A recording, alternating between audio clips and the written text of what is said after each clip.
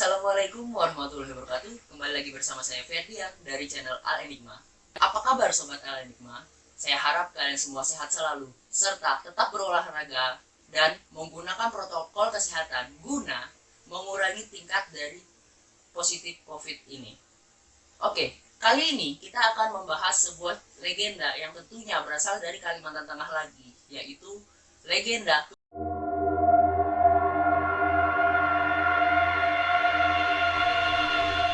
pada zaman dahulu, antara desa Tumbang Ating dan Tumbang Jala, ada sebuah desa yang disebut Desa Barong. Di desa tersebut tinggallah sang istri yang bernama Tumbung dan Ingey. Mereka berdua memiliki kelebihan di desa tersebut, yaitu si Tumbung adalah lelaki paling tampan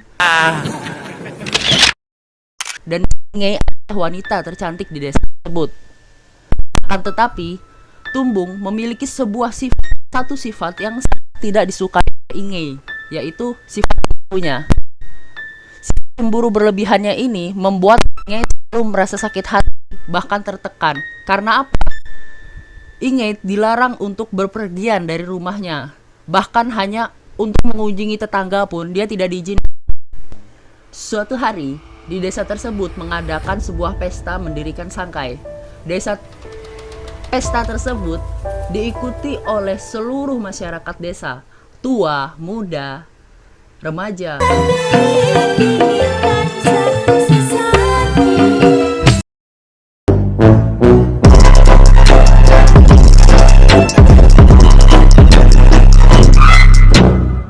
Wanita ataupun laki-laki ikut meramaikan acara tersebut, pesta tersebut. Nah, mendengar pesta ini, Ingey memiliki inisiatif untuk mengajak si Tumbung, suaminya ini, untuk mengikuti atau menghadiri pesta tersebut. Tetapi ketika disampaikan, Tumbung menolak dengan kasarnya. Dia mengatakan tidak boleh pergi ke pesta tersebut. Akhirnya terjadi pertengkaran kecil di dalam rumah tangga ini, yang dimana berujung dengan Tumbung memutuskan untuk pergi berburu ke hutan dengan membawa sebilah sumpit. Sebelum pergi, si Tumbung mengatakan kepada istrinya atau si Ingey ini, "Janganlah kamu pergi meninggalkan rumah, apalagi untuk pergi ke pesta tersebut tanpa pengetahuanku, dikala aku sedang pergi berburu ini." Mendengar kata-kata tersebut, Ingey merasa sedih dan sakit hati. Dia menangis di dalam kamarnya dan pun pergi berburu.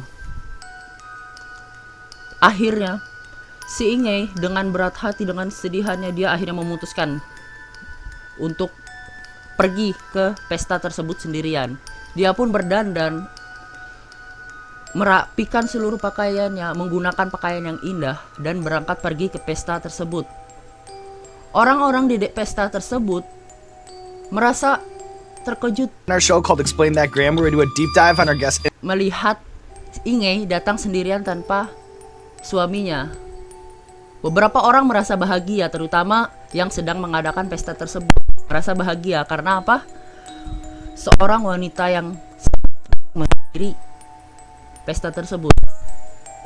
Akan tetapi banyak juga orang yang tidak menyenanginya dan bertanya-tanya, kenapa hanya dia sendirian, mana suami? Ingey pun berbaur dengan pesta tersebut, dengan orang-orang yang ada di pesta tersebut. Sebelum ikut nari-nari, jadi si Ingey ini disuguhkan makanan yang dimana dia harus menghabiskannya dulu, baru dia bisa ikut menari-nari dengan masyarakat di situ. Akhirnya dia memakan hidangan tersebut. Setelah dia makan, dia pun ikut menari mengelilingi sangkai tersebut. Setelah menikmati suguhan berupa makanan tersebut, Ingey berbaur dengan masyarakat dan menari-nari mengelilingi sangkai tersebut. Nah, ketika sedang menari, Ingey dan masyarakat di situ pun disuguhkan minuman, yaitu baram. Kalau dari yang saya baca, baram tersebut adalah sejenis minuman keras, dan itu hal yang biasa disuguhkan untuk acara-acara adat Dayak. Nah, untuk lebih lengkapnya saya kurang tahu. Mungkin teman-teman bisa membaca link di deskripsi. Itu ada beberapa info yang telah kami dapatkan mengenai tradisi ini. Baiklah, ketika masyarakat dan juga Inge di situ sudah mulai mabuk, mulai sempoyong-sempoyong, kita beralih cerita kembali kepada Tumbung. Tumbung dia kembali pulang setelah berburunya. Dia membawa seekor kelasi. Ketika sampai di depan rumahnya dia bingung. Seluruh pintu rumahnya itu tertutup dan jendela pun tertutup semua. Dia mencoba memanggil, mengetok pintu. Halo, halo, istriku. Tidak ada sahutan dari dalam rumah. Akhirnya dia pun membuka pintunya. Diperiksanya di semua rumah, sudut rumah tidak ada Inge. Dia pun kesal, dia pun marah. Akhirnya diletakkannya binatang buruannya tadi. Diambilnya pakaian Inge dari lemari dan dipasangkannya kepada binatang tersebut. Dipakaikannya pakaiannya si Inge ke binatang yang sudah diburunya. Dia pun mengangkat lagi binatang tersebut ke pundaknya dan berjalan menuju pesta tersebut. Sampai di pesta tersebut, orang-orang kebingungan melihat Tumbung ke situ dengan membawa seekor mayat binatang. Dan Tumbung ini pun berkata kepada orang-orang di desa, "Hai teman-teman semua, aku di sini tidak untuk mengacaukan, tidak untuk membuat onar kepada desa kepada pesta kalian. Akan tetapi di sini untuk melepaskan rasa sedih dan kesalku dan juga ikut meramaikan pesta tersebut." Akhirnya si Tumbung ini meletakkan bangkai binatang atau binatang yang telah mati itu ke tanah. Dan apa yang terjadi? Binatang itu berdiri kembali, dia hidup kembali. Dia berlarian meloncat kemari, menari, dan setelah itu hilang, pergi, menghilang tanpa sepengetahuan orang-orang. Melihat kejadian tersebut, Inge sangat malu. Dia sadar akan apa yang telah dia lakukan. Dengan rasa takut dan malunya, dia pulang ke rumah. Ketika dalam perjalanan pulang ke rumah, tiba-tiba langit mendung. Petir menyambar di sana sini. Merasa sangat ketakutan, Inge masuk ke rumah dan menutup pintu rumahnya, mengunci rumahnya. Petir terus menyambar. Menyadari hal itu, muncul penyesalan di dalam diri Tumbung. Dia pun memutuskan pergi dari pesta tersebut juga. Petir menyambar di sana sini. Melihat hal itu, Tumbung pun merasa takut. Dia pun berlari ke arah rumahnya. Tetapi sampai depan rumah, dia tidak berani untuk masuk ke dalam rumahnya. Dan minta maaf dalam hatinya banyak penyesalan tersebut. Akhirnya, dia pun memutuskan untuk pergi dari desa Barong ini. Dia pergi berlari keluar dari desa. Akan tetapi, petir halilintar ini terus membuntutinya. Dan akhirnya petir itu menyambar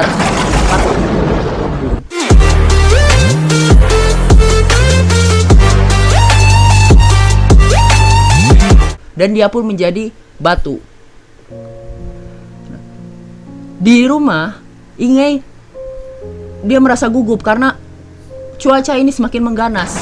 Petir menyambar sana sini. Jedar, akhirnya petir tersebut menyambar ke rumah Inge. Rumahnya pun berubah menjadi batu. Tidak, Inge tetap manusia, hanya rumahnya saja, sehingga dia terkurung di dalam rumah tersebut.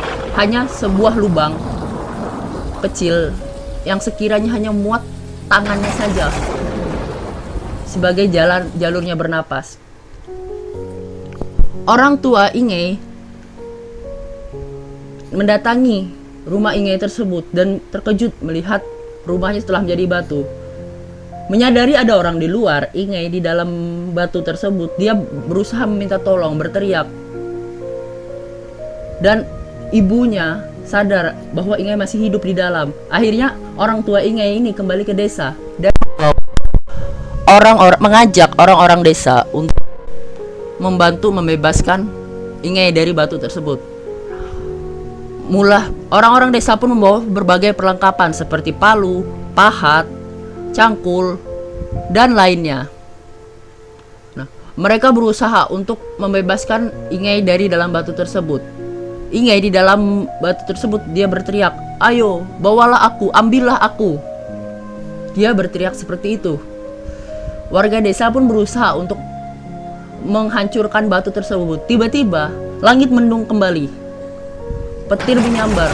Warga desa yang ketakutan akhirnya memutuskan untuk kembali ke desa dan meninggalkan Ingai di situ. Petir menyambar kembali kepada batu yang di dalamnya ada Ingai itu. Dan alhasil batu itu utuh kembali seperti sebelum dipahat atau sebelum diusahakan oleh warga desa untuk menghancurkannya. Ketika warga desa kembali terkejut melihat batu tersebut kembali utuh. Akhirnya warga desa mencoba kembali untuk menghancurkannya. Dan mendung kembali datang.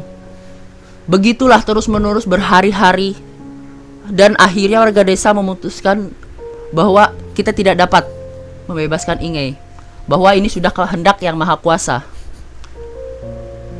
Walaupun seperti itu, orang tua Ingai tetap menyayangi anaknya. Mereka tetap mengantarkan makanan setiap hari kepada Ingai. Dalam keadaan tersebut, orang tua Ingai mengatakan kepada Ingai dia harus tetap tabah menerima keadaan ini. Beberapa waktu berlalu. Ada orang yang pedagang yang sedang melewati desa tersebut. Nih, pedagang sedang melewati desa tersebut dan mendengar suara teriakan minta tolong. Mereka dalam hal ini tidak mengetahui cerita yang telah terjadi di desa tersebut.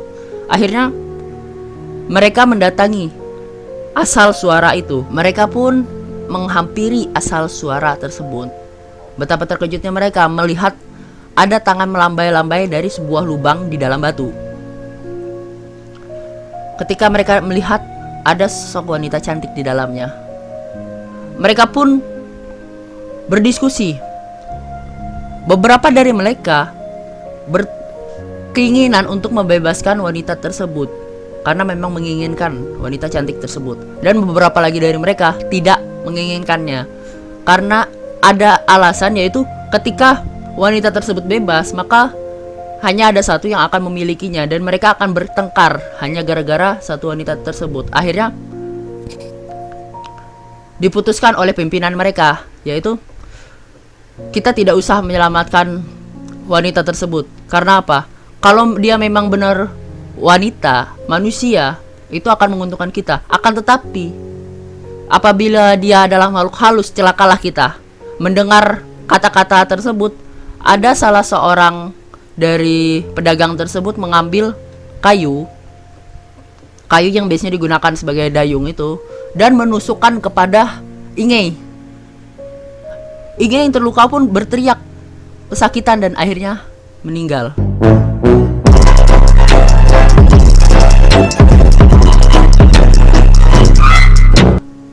Di saat itu juga ternyata Ibu Ingai ini sedang perjalanan ke situ dan melihat kejadian tersebut. Ibu Ingai ini ingin mengantarkan makanan. Ibu Ingai pun berlari mendatangi lokasi batu anaknya.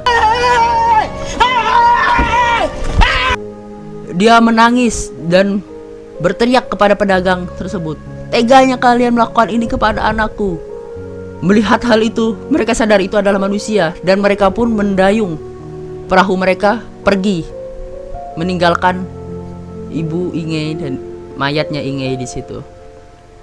Demikianlah cerita dari legenda Tumbung dan Ingai. Hasil dari perbuatan mereka sendiri telah menjadi batu. Dan untuk bukti-bukti sejarahnya, saat ini kalian bisa melihatnya dan menemuinya di daerah Sungai Samba dan Sungai Barong Katingan. Ya, itu tadi adalah cerita dari legenda Tumbang dan Ingai. Untuk beberapa informasi mengenai fakta terkait ataupun bukti kejadian-kejadian ini ada. Yang pertama itu Sungai Samba, itu memang ada benarnya. Sungai Samba ini terletak di Kabupaten Katingan, Kalimantan Tengah. Dan Tumbang Tala ini terletak di Desa Petak Mambai atau Kecamatan Petak Mambai, Malai, bukan Mambai, maaf. Kabupaten Katingan, Kalimantan Tengah. Tumbang itu artinya adalah muara muara sungai.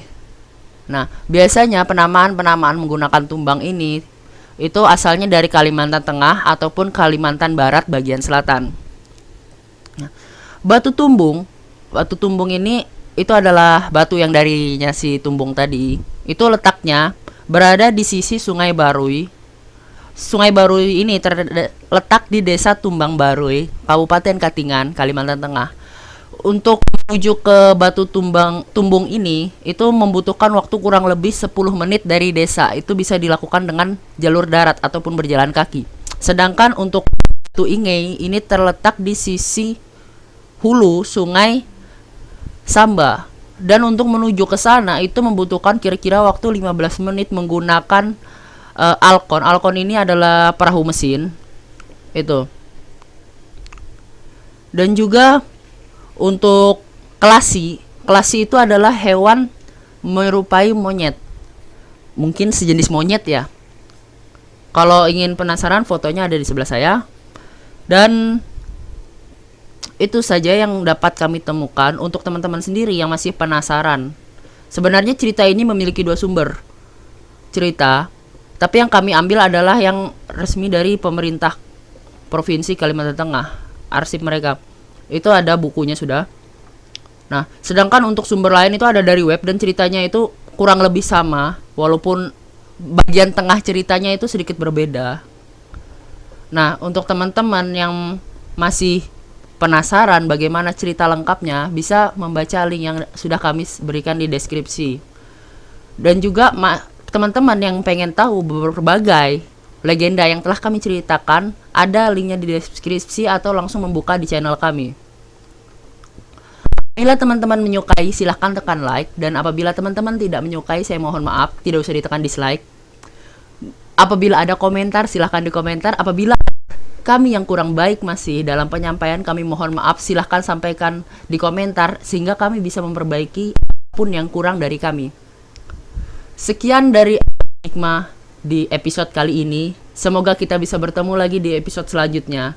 Assalamualaikum warahmatullahi wabarakatuh.